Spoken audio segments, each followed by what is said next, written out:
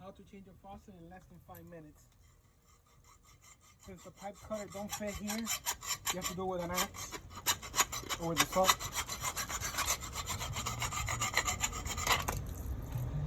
Now you can get your compression. Make sure you put first your nut.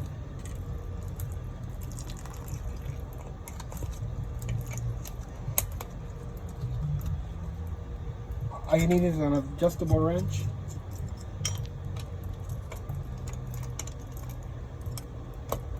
Make sure you push it back all the way. Then you just tighten it. Just make sure that it put on correctly. Perfect. Alrighty. And then you can just tighten it up.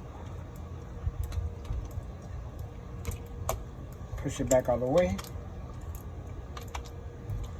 And then now hold it with a monkey wrench, or if not, any plier or whatever, and then tighten it up. And that's it. Good to go.